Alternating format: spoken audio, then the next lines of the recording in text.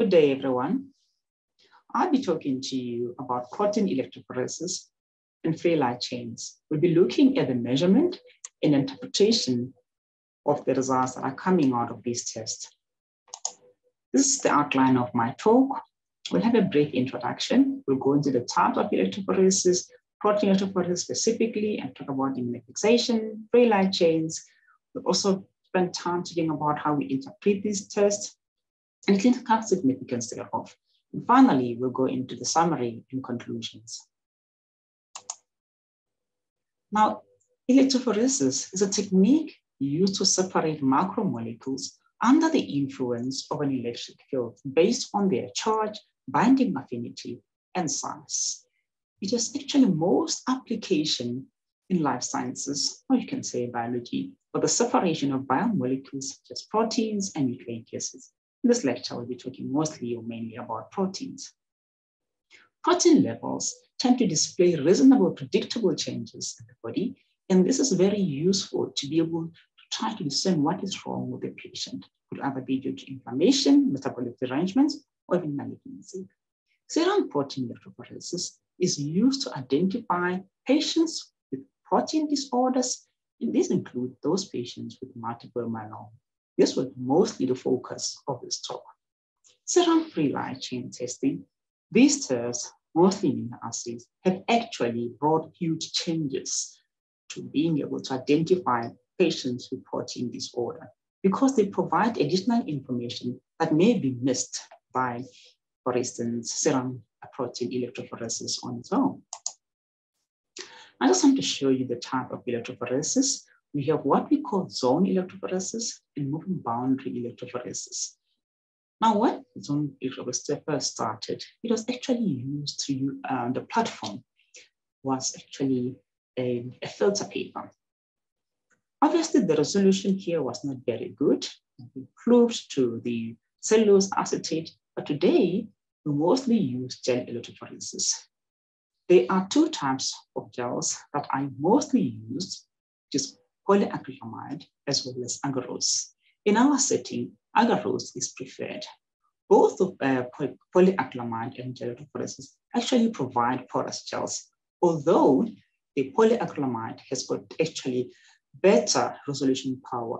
It's got quite significant limitations when compared to agarose. Hence, for protein electrophoresis, agarose is preferred.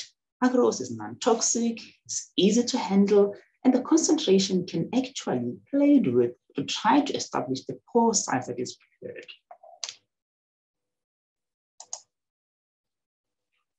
This is the basis of the electrophoresis. This is the initial type that was done in the labs, but obviously this is very primitive at this point. It's just to show you here that it's still basically you have the horizontal pattern. You can put the samples in the wells that you see there. You need to run the controls as well. But obviously today we don't use this because this is predominantly manual. So we run lots of patient samples. So we need an improved version. Today, most labs, including our own lab, is using this kind of platform. Now you can actually run your gels, multiple gels in this, let's say one or two, a bigger gel, basically you can run, if you have 15, like in our case, you can actually have bigger gels that run 30 samples, but of course you're going to run the controls as well. And having run the gel, you will have an image that I've indicated to you here on the center, whereby you'll be able to interpret to see what is wrong with the patient that you are actually using in comparison with the controls. And then you can also scan the gel and be able to estimate the fractions in terms of the quantity of what we have there. I just want to show you basically what these fractions are. Albumin is the most predominant protein, as you can see there. So that tall peak that you see there is the albumin, followed by alpha-1 and alpha-2, beta-1 and beta-2. In some versions, very difficult to tell the difference between beta-1 and beta-2 because they actually tend to be like a huge band sitting together. In these regions, these are the fractions that are run. The gamma globulins is the last band that is actually where you have your antibodies that are actually migrating there. Now, what I have shown you here, this pattern is when everything is normal, but you can actually have derangements whereby the albumin or any of these fractions can actually be increased or decreased. So when would you have high values in some of these fractions? If albumin appears increased, it can be, for instance, in a state of dehydration. Alpha-1 globulin can be due to infection or inflammation, because alpha-1 and alpha-2 basically are acid-phase proteins, so it is expected that this will occur in this case. Now, you can also have patients with renal impairment having elevated alpha-2. Beta-2 microglobulin, I think beta-1, will actually show an elevation when there is iron deficiency. That will be in the case of beta-1, and you will have very high, if you have very high cholesterol in a patient, that will also be reflected obviously in the beta region. Gamma globulin are very useful, and this is mostly the focus of the patient that we are trying to find derangements of malignancy, as you will see. You can also have these fragments actually showing a decrease. In the case of albumin, if a patient has got inflammation, because albumin is actually a negative phase reactant, albumin can appear a little bit decreased. But you can also have decreased albumin in the presence of a poor nutrition, or when the patient has got liver disease, because albumin is produced in the liver. And in the patient who has renal impairment, that will also be decreased. Alpha-2 and alpha-1 will also be decreased in some instances. Beta globulin, in the case of poor nutrition, gamma globulin can be decreased in patients who have impairment of the immune system. And this can include patients with multiple myeloma, especially those with nonsecretory multiple myeloma. Now, I just wanted to show you some of the patterns as I was trying to describe in the previous slides. Now, if you look at, for example, a patient with multiple myeloma, you will have that peak here. And several derangements will be seen in various disease states. Immunoglobulins are actually 5 types. You have IgA, which is actually found in the nasopharyngeal mucosa. And if you test this in the mucus, saliva tears, and also breast milk, this can be detectable. Now, this is actually provides first defense in this case. IgA is believed to be present as a dimer, but some literature actually indicate that it can also be detected as a trimer. IgD forms part of the B cell receptor, and it activates basophils and mast cells. IgE is found elevated in patients who have allergic reactions. So if you imagine a patient who has asthma and the asthmatic attack, basically, if you test the IgE levels, you will find this elevated. IgG, on the other hand, is the most common. Actually, IgG is capable of crossing the placenta. Therefore, if you detect it in a neonate, it is likely to be the IgG that was from the mothers. IgM is one of the interesting as well. It's actually present as a pentamer. In other words, you have 5 immunoglobulins stuck together, therefore forming a big complex compared to the others. And the interesting thing is that it's one of the earliest immunoglobulins that are formed during defense, hence is regarded as an early marker of acute infection. Here, I just wanted to quickly mention to you that when there's a monoclonal pattern, most commonly, the patient would have IgG. IgE and IgD are very rare, so we hardly ever find them. IgA and IgM are also occur commonly. It's been indicated that IgA tends to have more unfavorable prognosis. Actually, IgA is not as common as the IgM, but interestingly, both IgM and IgA tend to give the hyperviscosity pattern. Patients with IgM specifically, most of the time are those who have what we call Wallstrom macroglobulinemia. Now, when you are evaluating a patient, you first look for IgA, IgG, and IgM. And if you are evaluating a patient for serum electrophoresis, we'll have a look right now, and you have not found any heavy chain, you will not be able to exclude the presence of a heavy chain if you have not first looked for IgD and IgE. As I have said, they are rare, but in the presence of only serum-free light chains, we're going to find ourselves looking at the possibility of a patient having IgE or IgD. Now let's talk about free light chains. These are actually kappa and lambda. I'm going to look at the history, how these were actually discovered in the next few slides. They're found in excess in serum when there is increased production. They have a half-life of about 2 to 6 hours. Therefore, free light chains are rapidly cleared by the proximal tubules.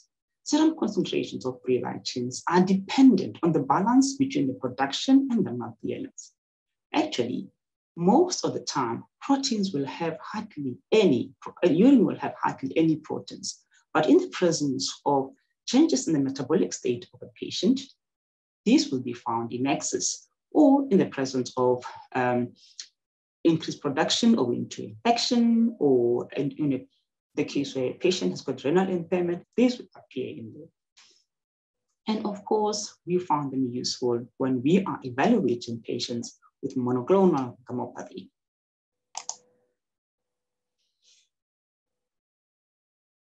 Historically, to actually be able to test for free light chains in the urine, we used what we call Burns-Jones proteins. Basically, what we do here, we perform the urine protein electrophoresis, and this is followed by immunofixation, because immunofixation actually has a more higher sensitivity compared to the protein electrophoresis. And when we identify Burns in there, we are able to say this is actually a kappa or a lambda. Burns-Jones proteins are regarded as a screening test in patients suspected of monoclonal gammopathy. Urine protein can detect urine protein concentration as little as 40 to 50. Some labs actually claim that they can detect the levels as low as 20 milligrams per liter. But what is the challenge with urine protein electrophoresis in UIFE, that is immunofixation? Free light chains in the serum have to be significantly elevated to overwhelm tubular reabsorption before they can actually be detected in the urine. Serum free light chains, specifically the kappa, has to be more than 100 milligrams per liter, and the gamma has to be more than 270 milligrams per liter before they can actually be detectable in the urine. So by that time, meaning that the serum free light chains are quite elevated. Therefore, Burns-Jones proteins are not a direct reflection of the secretion rate of the monoclonal free light chains. Another issue with these tests, UPE and immunofixation, basically, of the urine, is that labs batch these tests. You can't perform the single protein electrophoresis as the sample comes. So you receive a few samples and you run them together, as I've showed you in the earlier slide, when I'm showing how we actually run, which instrument actually run this. Now, for urine, it is ideal to have a 24-hour urine. Now, we know this is not practical for patients. Interpretation of these tests is also subjective. And also, there can actually be a false negative. If the patient has got low proteinuria, it can be regarded actually not having any Burns-Jones proteins. If the patient has got markedly elevated proteins in the presence of polyclonal production, as is in the case with chronic inflammation or infection, like HIV patients, it can actually lead to a false positive. There's another test that is very important that has actually brought huge changes in being able to triage and actually to identify these patients early. These are the serum-free light chains. They are available as monoassays. They have actually improved the testing of these patients. The earlier version is the free light.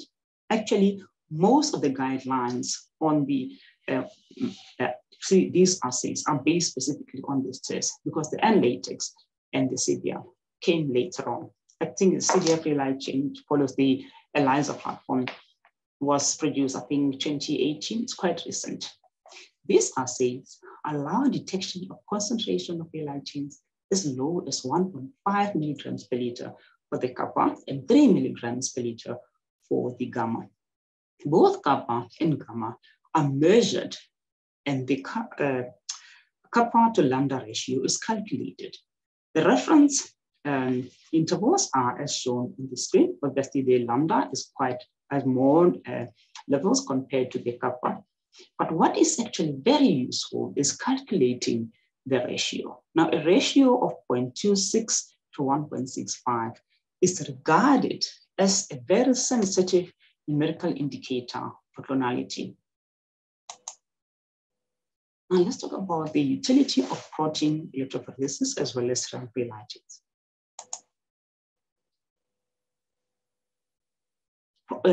Protein electrophoresis is very useful to actually be able to identify patients with plasma cell proliferation. Basically, we are trying to find if this patient have, for example, multiple myeloma.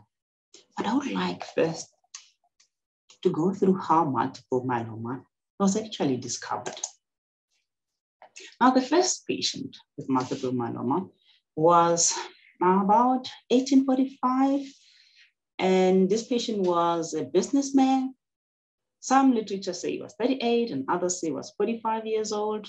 Mr. McBee was actually on holiday when he developed symptoms or when he became aware of his symptoms, severe chest pain and peripheral edema, saw a GP who actually advised that a sample of his urine must be taken. This sample was taken, sent to the lab, and a scientist, chemical pathologist, they say, by the name of Jones, used this, what he called the standard albumin test of the time, heated the urine, cooled it down, added nitric oxide. The yellow precipitate formed. What Dr. Jones, or Benz Jones, found very strange was that when he heated this precipitate, reheated it, it actually redissolved. And that was actually a very strange thing to observe at the time. This patient unfortunately died a few months later. The autopsy report of Mr. Baines indicated that the patient had brittle bones.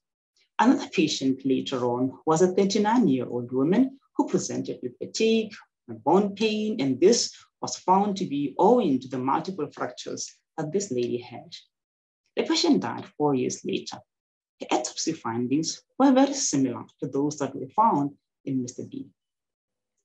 However, it was about 35 years later that Dr. Ben Jones was recognized for his finding, and hence we now call the free light chains that identify from immunofixations as Ben Jones proteins. It was only in 1898 that it was actually identified or noticed that the site of production of these Ben Jones proteins was actually the bone marrow. In 1917 and 1921, two scientists independently noted that the Ben Jones proteins can also be detected in the blood. And they said, we actually noticed that the blood cells were actually abnormal. About a year later, another two scientists working together this time, Congold and Lepari, identifying that there were actually two types of these Ben Jones proteins. These were later known as kappa and lambda in honor of these scientists. And this is what we call these light chains to this day. 1959, this was the first time that electrophoresis was done on sera of patients with multiple myeloma. And Longworth and his colleague found that there was a tall peak in the sera of these patients, and they called it a church spire appearing peak of these patients. What sera of patients with multiple myeloma was immunofixed. Many years later, they noticed that actually each patient who has multiple myeloma, if you take the serum and this urine of this patient, they tend to have exactly the same light chains. Either the patient would have kappa or would have lambda. This was a very interesting find at the time. Now, monoclonal gammopathy, interestingly, is actually present in about 3 to 4% of patients about 50 years of age. It is believed that 5% of those who are above 65 will have monoclonal gammopathy present, and in 10% of those above 85 will be present. This is associated with beginning of malignancy, or it may sometimes be present as a result of just a benign proliferation. Now, when can it be encountered in clinical practice? When can a doctor find a patient who has monoclonal gammopathy? This can be patients who present because they have skeletal symptoms, like the two patients we've seen earlier, whereby a patient may have bone pain. It can be in a patient who present with nephropathy. For example, the patient may actually have renal impairment, and they will find that probably the patient also have hypercalcemia. It can be in a patient that they want to follow up for elevated ESR. Or it can be as a part of investigation for immune deficiency or chronic infection. But in some cases, it can just actually be an incidental finding following routine blood testing. These patients may present with chronic nausea, fatigue. Some may even lack appetite. Some patients present with bone pain, as we have seen. Some of the patients we have discussed earlier.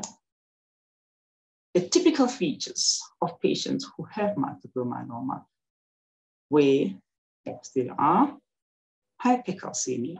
These patients will have high levels of calcium. They tend to have renal impairment. When they look at the FBC, they'll find that this patient has anemia, which is mostly normocytic, normochromic. And the patients tend to have destructive bone lesions. These features actually indicate active disease and already showing that there is end organ damage. They were regarded as multiple myeloma defining events. A differential diagnosis of a patient who has some M spike or M protein include monoclonal gammopathy of undetermined significance, usually just referred to as MGUS, smaller than multiple myeloma, Westrom macroglomia, and amyloidosis, and many other subforms. Now, I just wanted to show you briefly that most patients are found to have MGUS, and a small, very small fraction tend to have more than multiple myeloma. And multiple myeloma is found in about half of the patients, or 25% actually of the patients that have the monoclonal gammopathy. Now, what is this MGUS? It's actually a pre-malignant stage. The M protein is usually less than 3 grams per liter, 30 grams per liter. These patients have got clonal bone marrow plasma cells of less than 10%. And if you take the urine, you evaluate for monoclonal protein, you find that this patient tends to have less than 500 milligrams in a 24-hour urine sample. These patients have no clinical features. So CRAB actually, they don't have at all, doesn't exist in these patients. So they have no clinical illness, basically. Most MGUS originate from non-IgM immunoglobulins. 20% of the MGUS patients tend to have light chains, and a very small fraction tend to have IgM. It is believed and has been shown that the rate of progression for multiple myeloma of patients with MGUS is between 0.5 and 1% per year. The risk of progression has got several risk factors. And these include the concentration of monoclonal protein, the type of monoclonal protein involved, the serum free light chain ratio, bone marrow plasmacytosis, and the presence of immunofixation. Now, I just want to discuss the study by Rajkumar and colleagues, who actually studied the 3 risk factors for MCAS. And they studied specifically the abnormal serum free light chain ratio. They looked at the non-IgG and GUS, and also they looked at the level of M protein. Now, these people, they divided their patients into 4 groups. So those who did not have any of these 3 risk factors they evaluated, they were regarded as low. Basically, there are no risk factors in these patients at all, specifically those that they have studied. And they also have a low intermediate group, where these patients would have at least 1 risk factor, and those that are regarded as high intermediate would have 2. And finally, those that have 3, all 3 were regarded as high risk. Interestingly, the relative risk of these patients increased with the number of risk factors they had. You can appreciate that the patient who have high risk, 20 years time, about 58% risk of progression was noted in these patients, whereas it would be about 5% in those who did not have any of these specific risk factors that were studied. Now let's look at smoldering multiple myeloma. This is actually one of those that is very, very difficult to understand. It is believed to be an intermediate clinical stage between MGUS and multiple myeloma. These patients will have M protein of more than 30 grams per liter. The plasmacytosis will be more than 10%, but less than 60%. These patients, as is the case with the MGUS patients, do not have any CRAB features, so they are not clinically ill. However, the risk of progression to multiple myeloma in this patient in 5 years is actually far higher than the MGUS. So it's about 10% per year, which is worrying. Now, only a small proportion of patients are diagnosed with smoldering multiple myeloma. Now, this got many clinicians and laboratory professionals worried regarding what is going on with smoldering multiple myeloma. Are these patients being missed, or the progression from smoldering multiple myeloma so rapid that there isn't even a chance to actually catch these patients? Others actually are wondering if smoldering multiple myeloma really even exists. Now, obviously, this got many people to start studying this, and I just have these couple of literature that just shows how confusing the smoldering multiple myeloma still is to this day. The study by Larsen and colleagues actually, they have identified on the patient that they've looked at, they look specifically at the free light chain as the risk, to calculate the risk of progression. They noted that the risk of progression within 2 years with a free light chain ratio of more than 100 was 72% to multiple myeloma and 79% to amyloidosis. Basically, this is light chain amyloidosis, serum light chains elevated in there. The other study was the one done by a group of scientists. Many people actually were involved in this.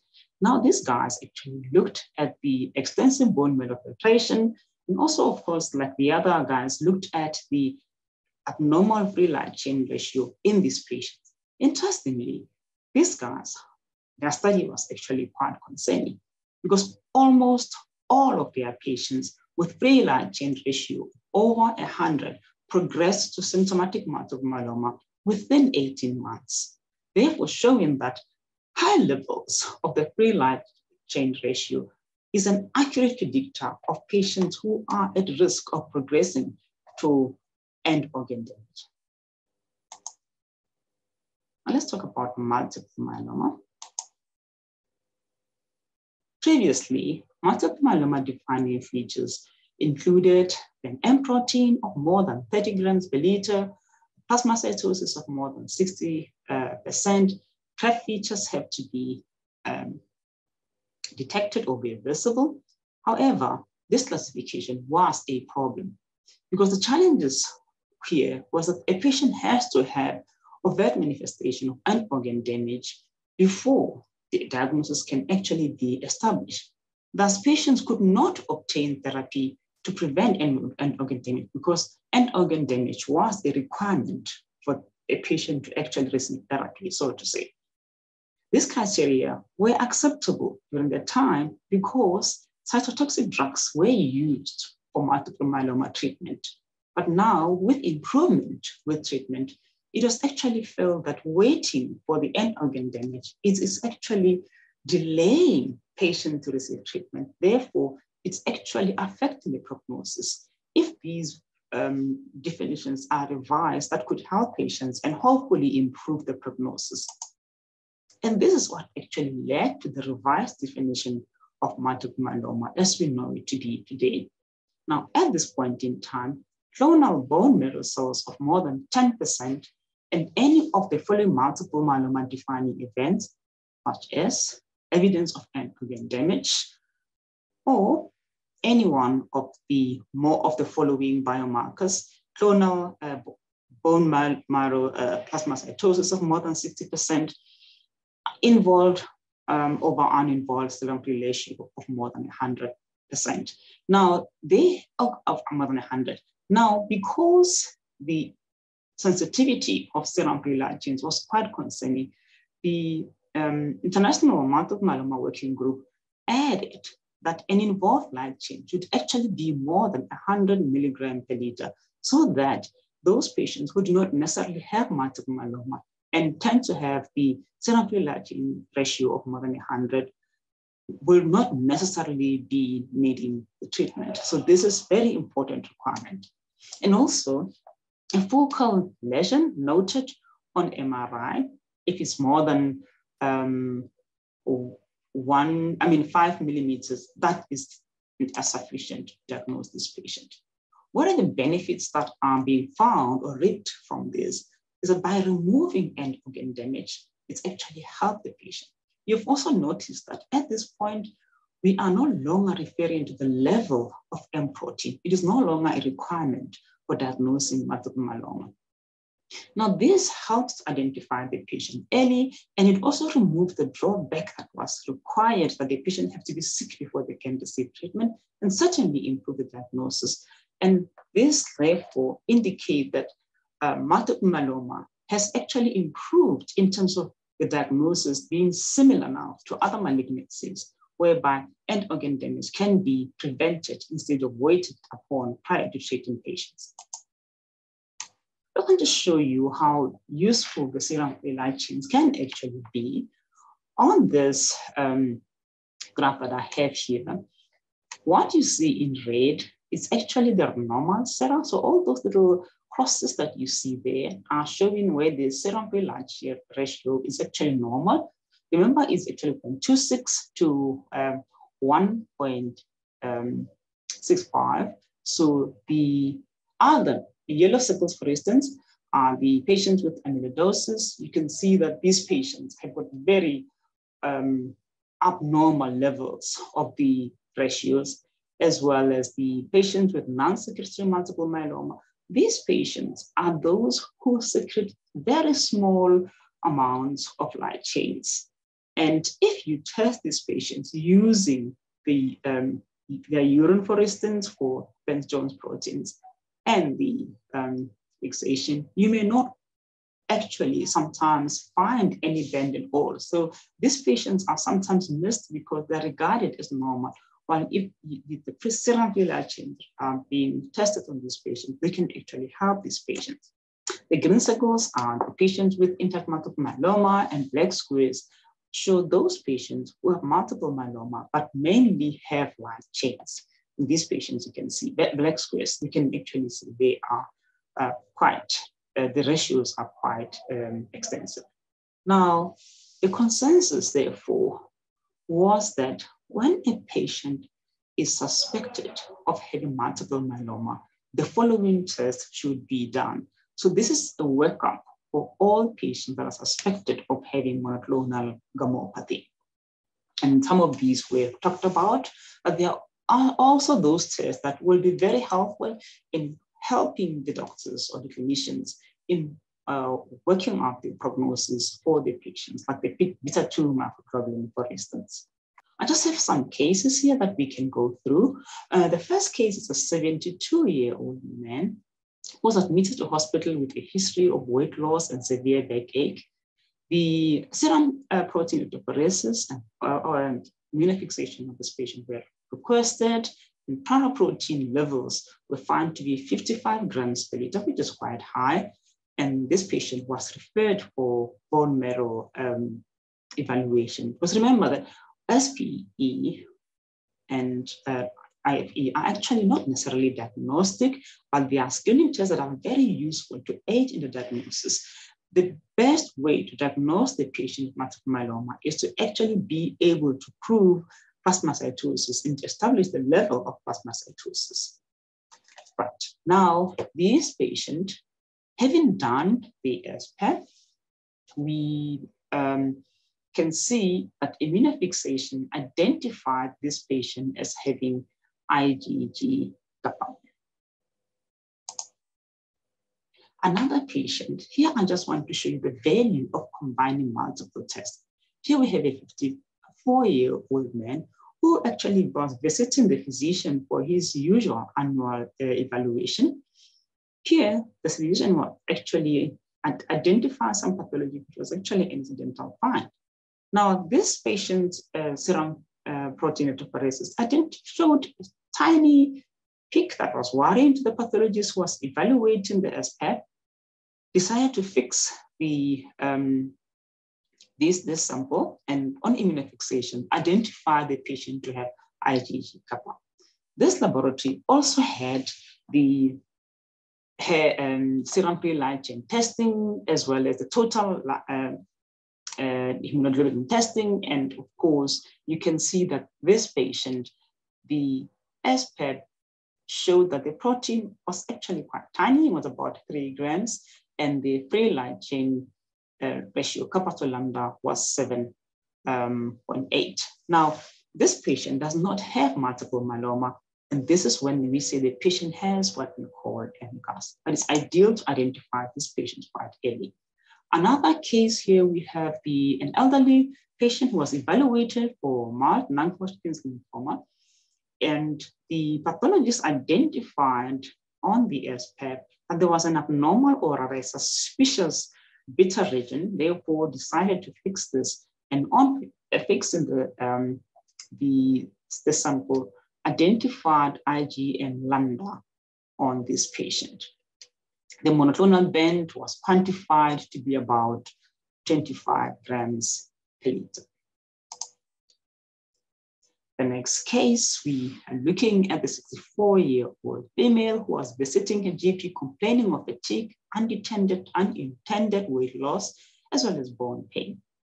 Now, this patient, we can appreciate there was hypoalbuminemia, but when you look at the gel, you really don't see a reason to want to fix this, because you don't see really a specific band that make you want to actually send this sample for immunofixation. But the beauty of this case scenario is that this lab had the testing for the serum free light chains, and they could identify that the kappa was actually quite suppressed, while the lambda was very elevated. You remember that these patients, the revised criteria for multiple myeloma require that the involved light chain should be more than 100. Now you can see that the ratio is quite abnormal. Other than the decreased albumin, there's no obvious band that was detected. As I have said, the serum free light chain showed that we really had a very sick patient. Therefore, without serum free light chain, this patient would have been missed. What are the challenges in the future direction? Major challenge is actually identifying patients at risk of progression to multiple myeloma. This will be the patients with MGUS or smothered multiple myeloma. As I have shown, smothered multiple myeloma is actually the biggest problem. Identifying progression, progressive disease will increase in terms of increase of multiple protein is actually not very helpful, as we have seen.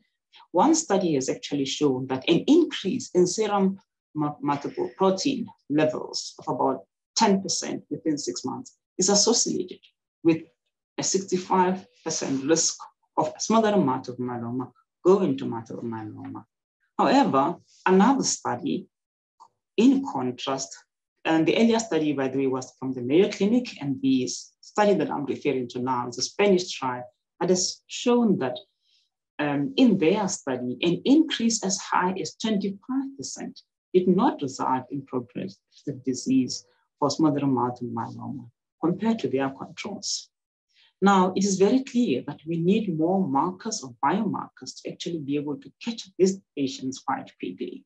Now, at present, cytogenetic markers will probably be very useful in helping to identify those patients who are at risk of developing multiple myeloma, for example, the translocation for F114. These need to be combined with biomarkers to increase the predictive value. Actually, the International Multiple Myeloma Working Group recognizes that we need validated markers that are associated with the risk of progression of smaller multiple myeloma to multiple myeloma of at least 80% within 2 years. That can be added to the diagnostic criteria because this can actually help to be able to catch these patients early and provide them with treatment. Now, in summary and conclusions, protein electrophoresis is a very useful technique for evaluating patients with protein disorders. Over the years, diagnosis of multiple myeloma required evidence of organ damage. Now we know that this has actually been a problem because it's preventing patients from receiving treatment. Though this appeared repetitive or punishing to the patients, was actually intended to actually provide patients with some protection because it had to weigh the benefit and the risk ratio prior to actually deciding on which to get treatment. Not all patients with monoclonal gammopathy have detectable or noticeable bends, as we have seen in one of the patients we have gone through when we looked at the cases. Serum-free light chain testing have actually revolutionized the diagnosis of multiple myeloma. Serum-free light chain testing, due to increased sensitivity, provide an opportunity for screening and diagnosing patients with monoclonal gammopathy. The ratio itself has been reported as a superior prognostic marker for active multiple myeloma, smoldering multiple myeloma, and patients with MGUS. It is a quote I saw when I was preparing this talk, and I found it's actually quite powerful because when we're helping the patient, we're actually helping the entire family. I just want to acknowledge these organizations for the opportunity to come and give this lecture to you. Thank you very much for listening.